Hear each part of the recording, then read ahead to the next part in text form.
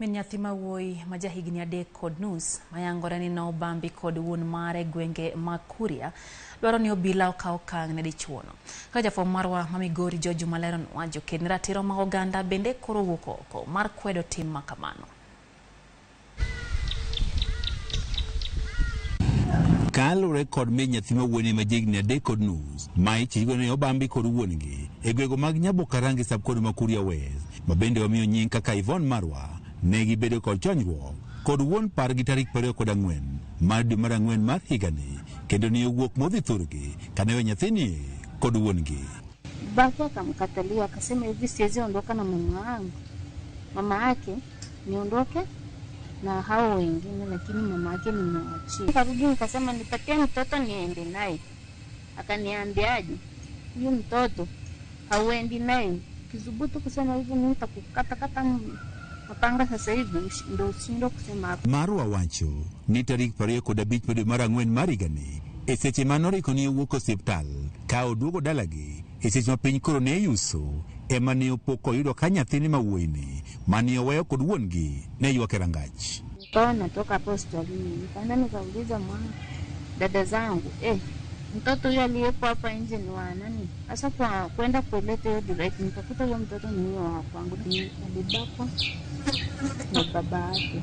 Alivyobakwa na baba yake nikaja ikafikia akabeba huyo mtoto akampeleka nyumbani kwetu.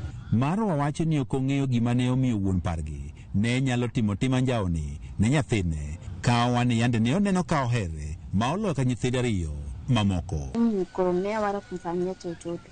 Mgogoro wenye tu nakutaga yani kimfano nikiugua au hao watoto waugue hapo tu ndipo natokezea sababu ana kateti hana pesa ya kutibu bora mtu afya azike na kuonyesha kabisa sehemu ndio hiyo hapa nitakuzika hapa lakini sina pesa ya kupeleka hospitalini. Lipot mawuok e migawo mar thieth yango ni nyathi mawuoyini ne oyudo hinyruok maduong' kendo ne otimne bero e osiptal maduong' Migori level 4 chieng' tich abich juma mokalo to bende odhi nyime kod yudo thieth.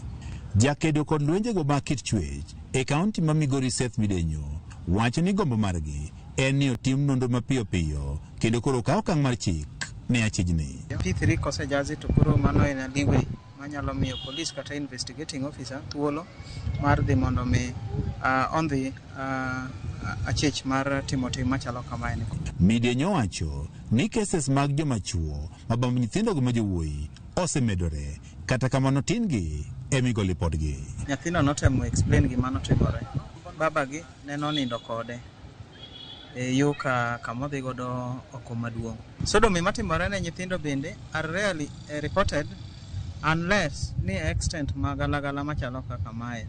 Jatend obila sab-kod ma Kuria West Kileti Kimaiyo wacho ni kes ni gintiere godo ka bende gima bedo ka girito en mondo koro tim bero ne nyathi mawuoyini ka bende bang'e giyud lipot mowuok kuom laktar mondo kako obila gikaw okang' mar mako wuongi.